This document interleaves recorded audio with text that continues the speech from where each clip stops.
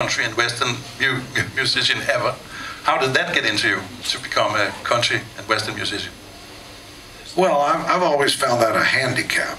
If I, like if Obama's father had not run off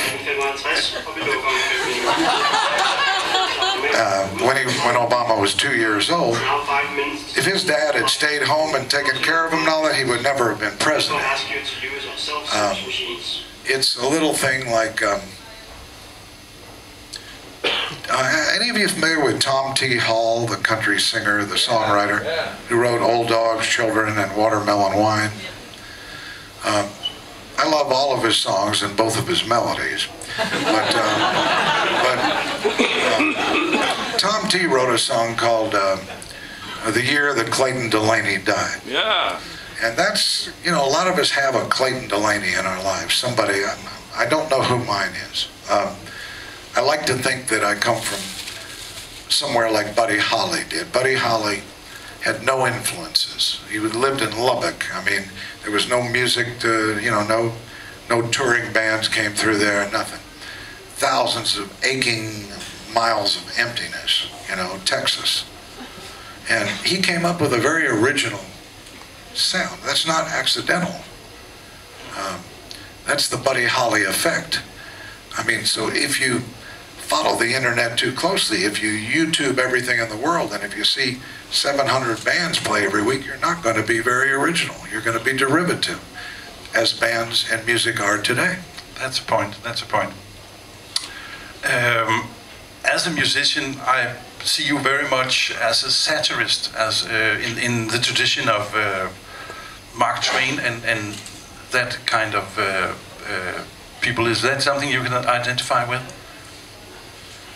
Yeah, I mean, we all would like to identify with Mark Twain. But when I ran last time, there was a smear campaign, which I really think was started by the Democrats, because I was doing very well as an independent. They would take a word like the use of the word nigger in "They Ain't Making Jews Like Jesus Anymore."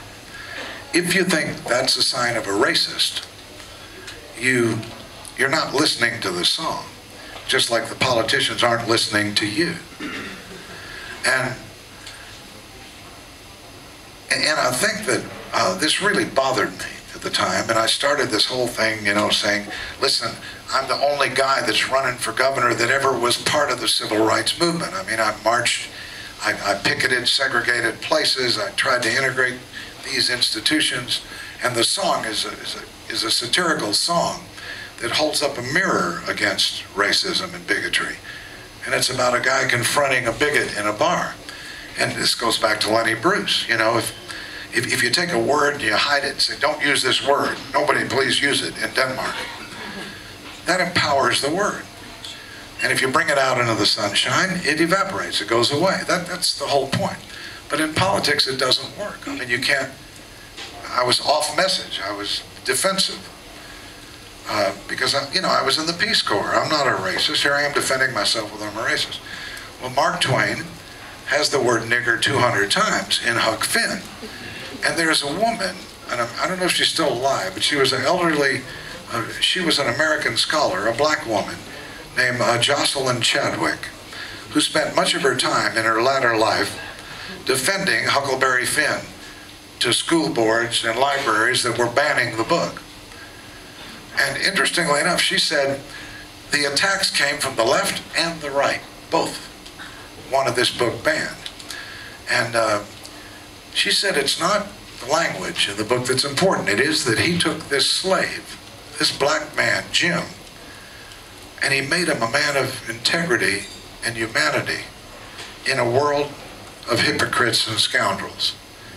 That's why Huck Finn is a seminal book.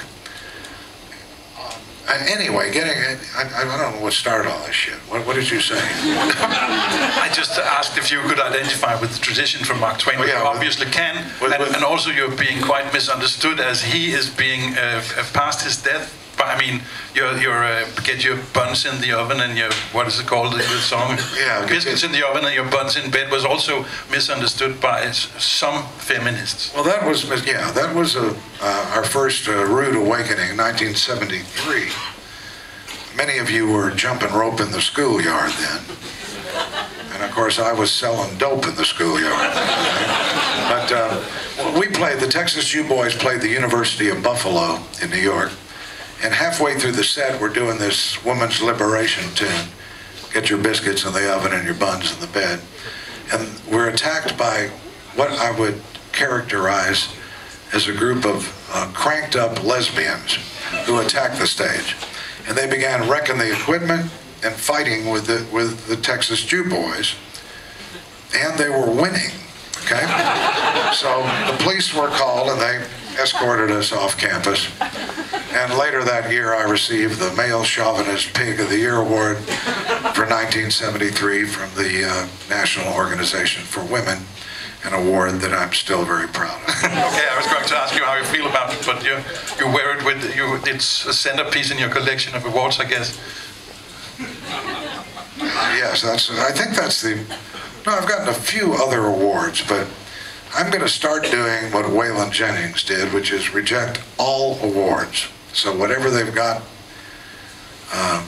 the Nobel Prize Committee wants to give the Lifetime Achievement Award to Justin Bieber or something, they can do it, you know. But I'm going to reject any and all awards. Okay. I mean, not that they're coming my way very, very quickly, but. You had a pretty good musical career going, and then you started writing. I have a quote for you.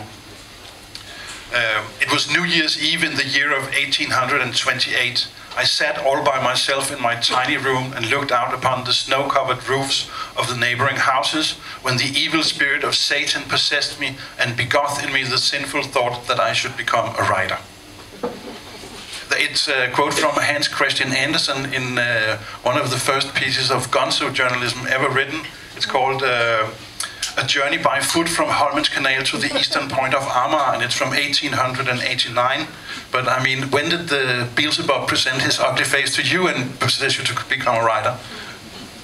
Well, Hans is, I think, right on target there, which is, I've always said this. Now, I'm deadly serious about this.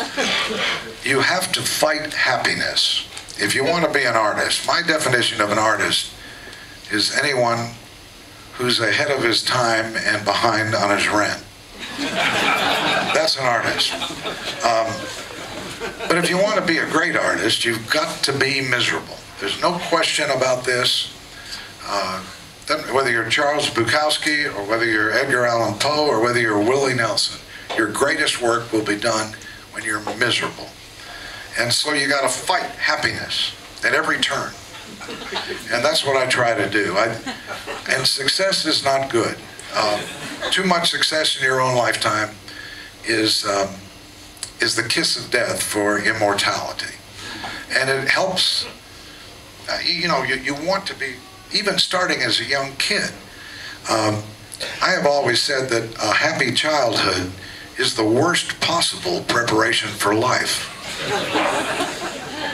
You don't want to be happy. So,